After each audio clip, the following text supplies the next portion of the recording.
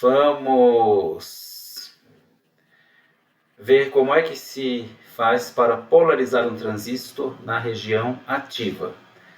Lembrando que na região ativa, o ponto quiescente, caracterizado pelo par VCE, a tensão que se estabelece entre coletor e emissor, e IC, a corrente que flui pelo terminal de coletor, ambos adicionados da letra Q, para simbolizar o ponto quiescente, o ponto Q ou o ponto de operação estática, terá tanto o valor de VCE quanto o de C diferentes de zero na região ativa. Também na região ativa, nós vamos polarizar o transistor ou impor ao transistor a condição de que a junção base-coletor estará reversamente polarizada e a junção base-emissor diretamente polarizada. De forma que, na região ativa, valem as seguintes condições. A corrente de coletor é igual à corrente que flui pela base multiplicada pelo ganho beta do transistor, ou HFE dado pelo fabricante. A corrente que flui pelo coletor é praticamente igual à corrente que vai fluir pelo emissor. Como eu anunciei, tanto a tensão entre coletor e emissor é diferente de zero, como também o será a corrente que flui pelo coletor.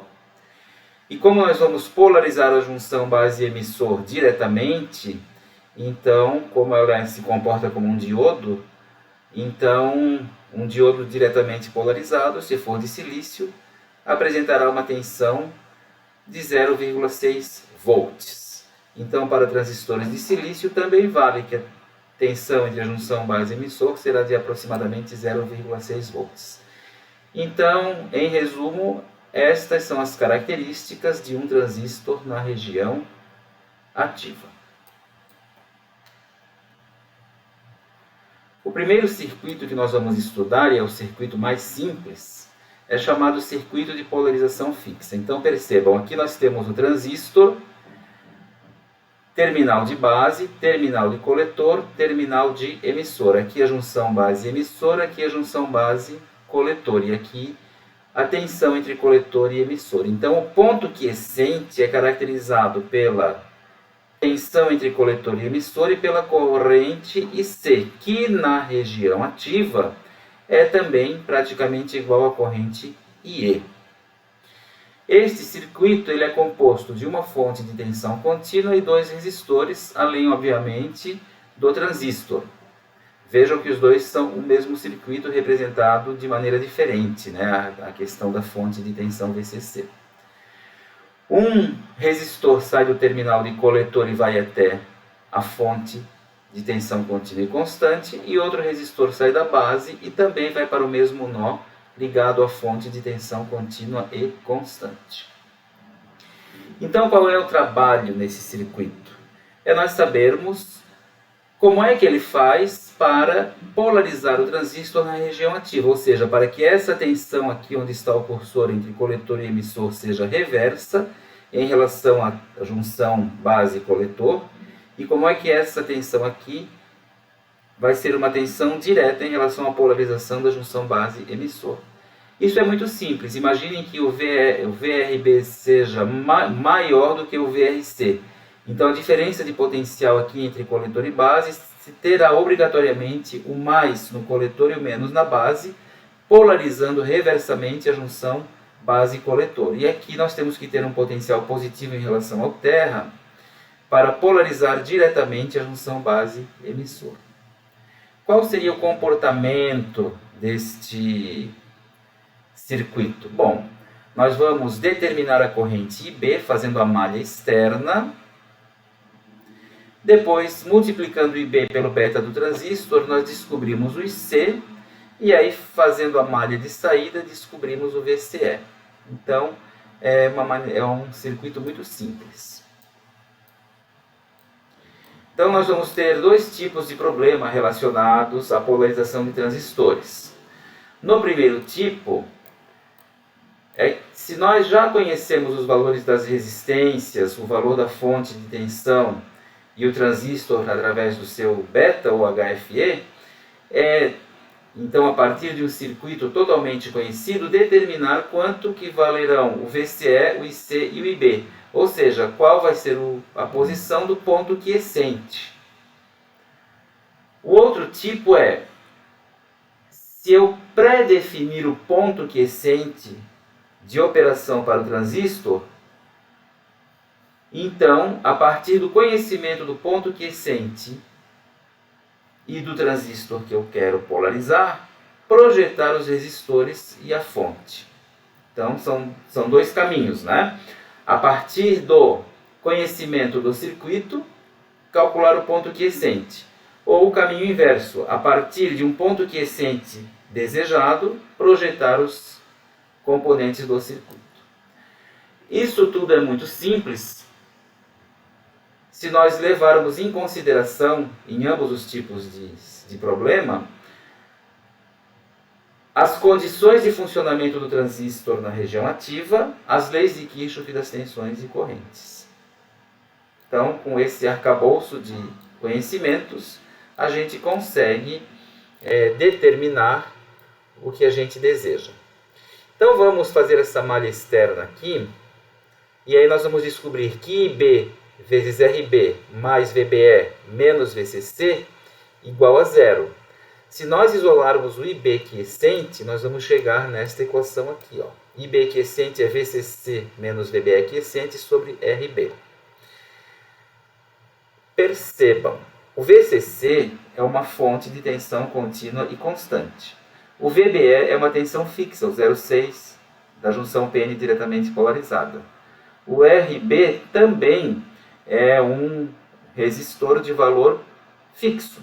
Portanto, o IB quiescente será uma corrente fixa. Por isso que se chama circuito de polarização fixa, porque o IB quiescente é fixo. Imaginem que por algum motivo, nós, depois de projetar o circuito, nós tenhamos que trocar o transistor e provavelmente não encontraremos um transistor com o mesmo beta. Lembrando que esse parâmetro beta, para transistores de mesmo código e até de mesma fornada de fabricação, podem sair com betas distintos. Para o BC548, o beta é qualquer valor entre 125 e 800. Então, se nós necessitarmos trocar o transistor por um outro, sendo a corrente IB fixa, quem que vai variar então? Se a corrente IB for fixa e eu troco o transistor por um outro de outro beta, o IC variará. E se o IC variar, se o IC, por exemplo, aumenta, o VRC mais o VCE são constantes, é o valor da fonte por essa malha. Se o IC aumenta, aumentará o VRC e diminuirá o VCE. Portanto, o ponto quiescente sofrerá alterações. Alterações no VCE e no IC. Por quê? Porque nesse circuito o IB é fixo. Por isso que ele se chama circuito de polarização fixa.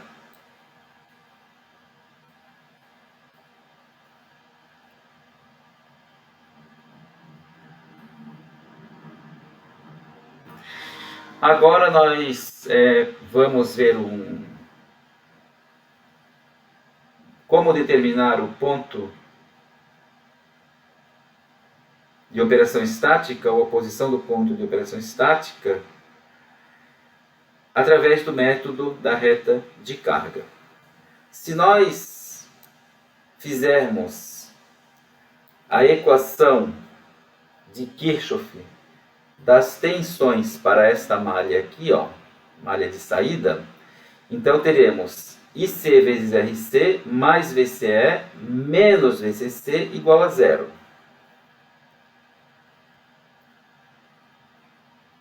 Que nada mais é do que esta equação aqui, se eu isolar o VCE.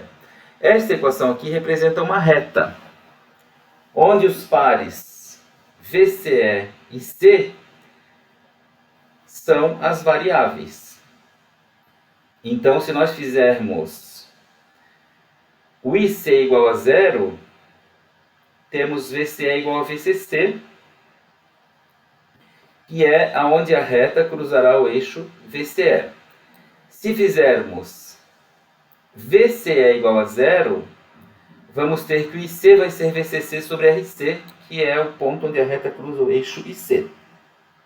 Unindo esses dois pontos com uma reta, nós temos a chamada reta de carga. Então, o transistor operará em algum ponto sobre a reta de carga. Aí a questão é, em qual ponto? Muito simples, o ponto de intersecção da reta de carga com a curva IB que estiver valendo. Então, nós temos que calcular o valor do IB por esta equação para saber qual curva estará valendo aqui no gráfico das curvas características do transistor fornecida pelo fabricante. Então, nós traçaremos a reta de carga sobre as curvas características do transistor.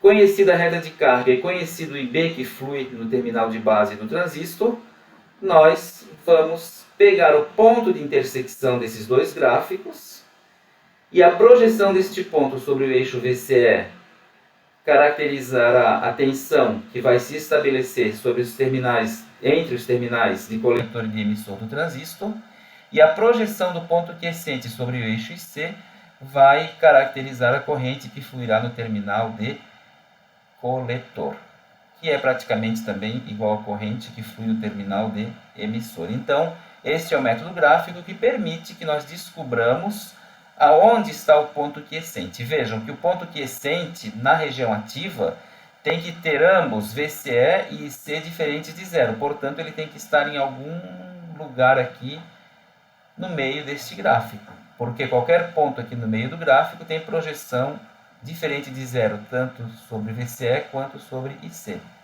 E mais, se o ponto quiescente tem que estar sobre a reta de carga, então ele estará em algum ponto sobre a reta de carga. Percebam que se por algum motivo eu faço o IB aumentar, o ponto quiescente, se ele aumenta de IB2 para IB3, o ponto quiescente sai daqui e vem para cá. Se aumenta para IB4, o ponto quiescente vem para cá. Mas para isso eu tenho que variar IB, e esse circuito não permite variações em IB.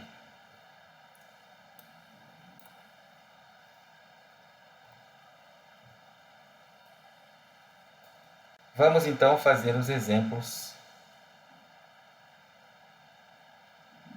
que estão na apostila para nos habituarmos com esse circuito de polarização. Vamos ao exemplo 1, referente ao circuito de polarização fixa. O exemplo pede o seguinte: calcular os resistores de polarização fixa para fazer um transistor que possui HFE de 100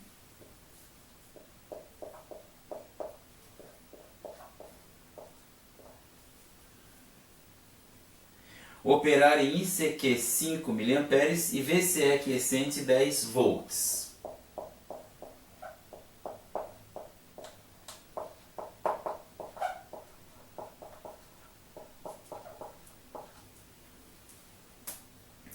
A tensão de alimentação disponível é de 15 volts. Percebam que esse par aqui é o ponto quiescente.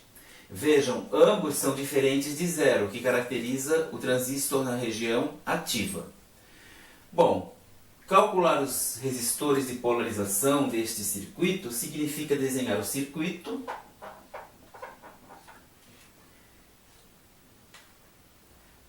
Então aqui está o nosso transistor.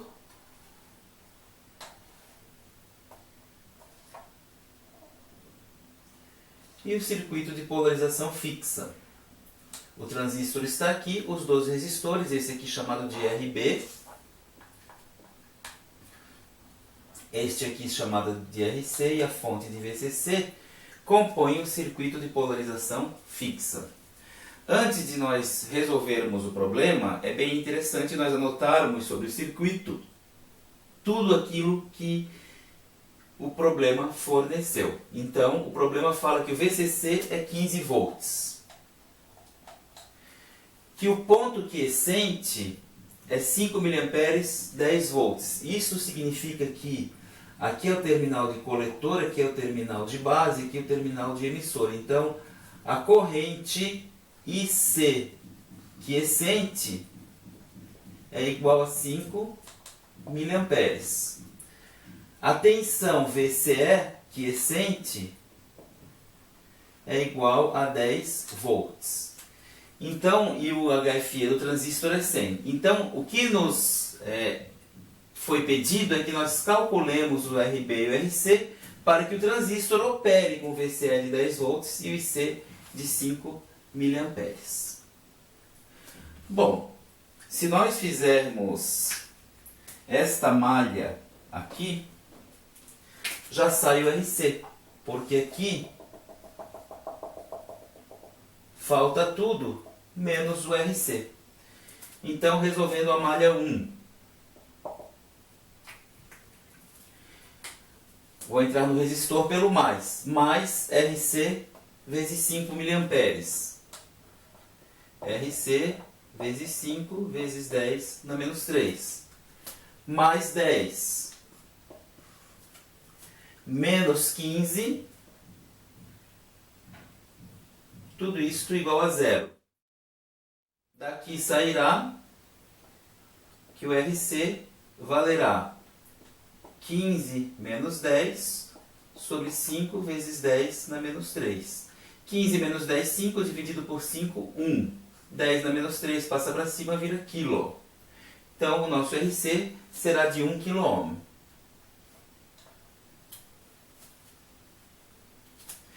Nós sabemos da nossa região ativa que o VBE quiescente sempre vai ser igual a 0,6 volts. Também da região ativa sabemos que o IC é igual a HFE ou beta vezes IB. Então, por aqui vai descer o IB. Para nós determinarmos o IB, nós podemos usar esta equação.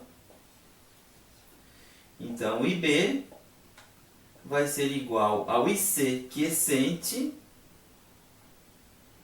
5 miliamperes, 5 vezes 10 na menos 3, dividido pelo HFE, que é 100. Então, o IB vai ser igual a 5 vezes 10 na menos 3 vezes 10 na menos 2. 5 vezes 10 na menos 5, que eu posso escrever como sendo 50 microamperes. Esse é o nosso IB, 50 microamperes. Agora, determinar o RB significa fazer a malha onde está o RB. Pode ser a malha externa, esta daqui, ó.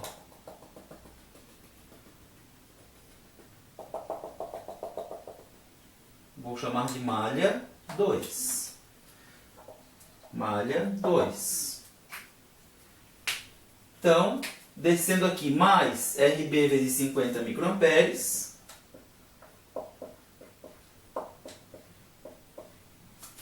Descendo aqui na malha mais 0,6. Subindo aqui na malha menos 15. Tudo isso é igual a zero. Então, RB será igual a 15 menos 0,6 dividido por 50 vezes 10 na menos 6. Fazendo a continha, vamos encontrar 288 kΩ. Então pronto, RB 288 kΩ. Então esse circuito aqui, com 1 kΩ aqui, com 280 kΩ aqui, utilizando um transistor com HFE 100 alimentado por uma fonte de 15 volts, provocará uma tensão entre coletor e emissor de 10 volts e uma corrente IC de 5 mA. Essa junção está diretamente polarizada. Quantos volts nós teremos nesta junção aqui, hein? Se eu quiser saber o V entre coletor e base, basta fazer a lei de Kirchhoff das tensões ao redor do transistor. Aqui está, coletor e base, VCB.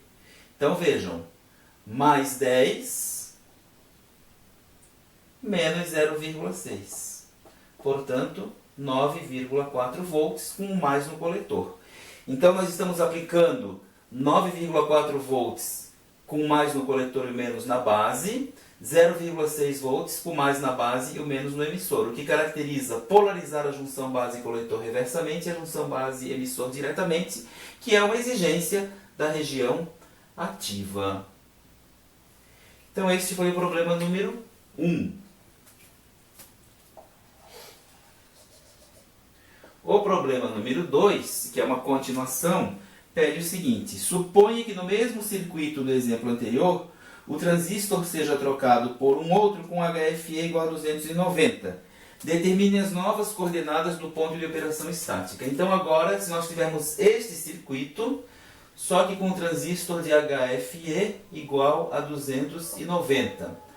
Qual é o novo ponto quiescente? Ou seja, qual é o novo VCE quiescente e qual é o novo IC quiescente? Bom, então, agora a situação é esta daqui. Ó, temos aqui o circuito.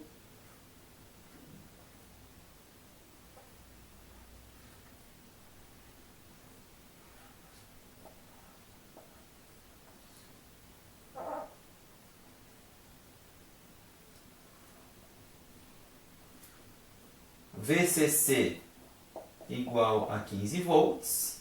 O RC nós já calculamos, é 1 kΩ. O RB, 288 kΩ. Região ativa, VBE igual a 0,6 volts. E o problema pede qual é o VCE quiescente e qual é o IC quiescente se o HFE for 290. Aqui o HFE era 100. Bom, para nós calcularmos o IC ou VCE, nós precisamos fazer essa malha aqui. Mas essa malha tem duas incógnitas, IC e VCE. Então não adianta começar por ela. De fato, nós temos que conhecer o novo IC. Aqui passa um IB quiescente.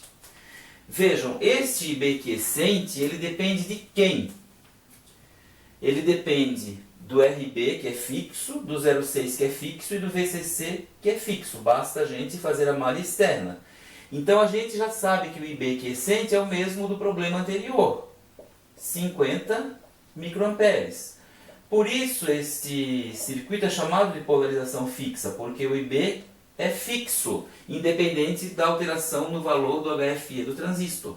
Quem duvida que é 50 microamperes, eu sugiro que faça a malha externa e calcule o IB. É a única coisa que falta. Vão ter uma surpresa, vai ser o mesmo do problema anterior. Bom, conhecendo o IB quiescente, agora a gente pode conhecer o IC quiescente novo. Que vai ser quem? O HFE novo, 290, vezes o IB quiescente, que é o mesmo. 50 vezes 10 na menos 6. Estamos aplicando esta equação aqui. IC igual a beta IB, o HFE IB, sendo que o HFE agora é o novo.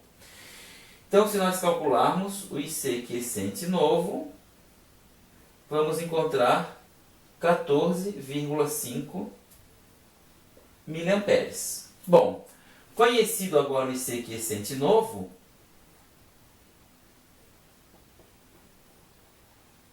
achar o VCE quiescente novo vai fazer a malha de saída. Então aqui, ó, 1K vezes 14,5 mili, então 1 vezes 10 na 3, vezes 14,5 vezes 10 na menos 3, mais VCE quiescente, menos 15, tudo isso é igual a zero. Vejam, 10 na 3 com 10 na menos 3 é 1, o VCE quiescente será então 15 menos 14,5. Portanto, o VCE quiescente novo, aqui é novo, né, que é com o novo HFE. O VCE quiescente novo vai ser igual a 0,5 volts. Então, se nós compararmos agora, vejam, qual foi a diferença desse circuito para este? Foi o transistor que foi trocado. Aqui nós tínhamos um transistor com HFE 100 e aqui um transistor com HFE 290. O que aconteceu com o ponto quiescente? Antes era 5 mA, 10 volts. Após a troca do transistor, 14,5 mA e meio volt. O que aconteceu com o ponto quiescente? Ele estava na região ativa e ele se deslocou para as proximidades da região de saturação, porque a corrente aumentou e o VCE diminuiu. Isto é um problema sério. Nós, quando vamos projetar um amplificador, nos interessa que o ponto quiescente não saia do lugar, mesmo que o transistor seja trocado. Então este circuito não resolve esse tipo de problema. Ele é sensível a variações do parâmetro HFE do transistor. Ou seja, a posição do ponto quiescente varia se, por um acaso, o HFE do transistor variar. E é muito comum o HFE do transistor variar pelo seguinte motivo. Mesmo dois transistores de mesmo código que saiam da mesma fornada de fabricação, muito provavelmente terão HFEs distintos. O transistor BC548, o fabricante nos diz que o HFE ou o beta pode ser qualquer valor entre 125 e 800. Então vejam, é um parâmetro bastante complicado. O ideal é que nós tenhamos circuitos que sejam imunes à variação do HFE, que conservem o ponto quiescente no lugar previamente projetado, mesmo que eu precise trocar o transistor ou variar o HFE. No exemplo resolvido, a gente pode perceber que o circuito de polarização fixa não tem uma compensação para variações da posição do ponto quiescente, conforme houver uma variação no beta do transistor, por exemplo. Então, para resolver este problema, a gente pode introduzir uma resistência RE aqui no emissor. Então, vejam, o circuito é igual ao anterior, somente é acrescido de uma resistência. Então, se nós fizermos a malha externa aqui, e isolarmos o IB, o que nós vamos perceber então? Que agora o IB será dado por esta equação aqui. Qual é a diferença desta equação para a equação anterior? É que agora nós temos este termo aqui, ó. Então, vamos supor o seguinte. Se eu troco o transistor por um transistor de beta maior, então o IC aumenta. Se o IC aumenta, o IE aumenta. Se o IE aumenta, como esse termo está subtraindo do numerador dessa equação, o IB diminui. E se o IB diminui, ele compensa o aumento de IC. Então, aqui está um resumo do que eu estou falando. Se o IC aumenta, o IE aumenta. Se o IE aumenta, o IE vezes RE aumenta e o IB diminui. E se o IB diminui, o IC vai diminuir. Por que o IC vai diminuir? Porque na região ativa, IC é igual a beta IB. Então, se o IB diminui, o IC também diminuirá. Então, o IC, que inicialmente aumentaria, no final vai tender a diminuir. Então, o circuito faz uma autorregulação. Se a gente troca o transistor por um de beta mais alto, o IC aumentaria, mas o circuito age por esse termo aqui no sentido de diminuir o IB. Então, o IB compensa um aumento do IC e força o IC a diminuir. Dessa forma, o ponto quiescente fica imune a variações do beta do transistor. O beta do transistor pode variar, que o próprio circuito vai ajustar o IB para que o ponto quiescente não saia do lugar. Este resistor aqui caracteriza uma realimentação. Em que sentido? Nós temos uma corrente de saída influenciando uma corrente de entrada. Lembre no estudo que nós fizemos de quadripolo. O IB e o VBE são as variáveis de entrada para a configuração emissor comum. O IC e o VCE são variáveis de saída, mas o IC é praticamente igual ao IE. Então, variações em IE, que também são variações em IC, vão influenciar o IB. Então, uma variável de saída influenciando a variável de entrada. Isso caracteriza uma realimentação. Então, por isso esse circuito também é denominado circuito de polarização por realimentação de emissor.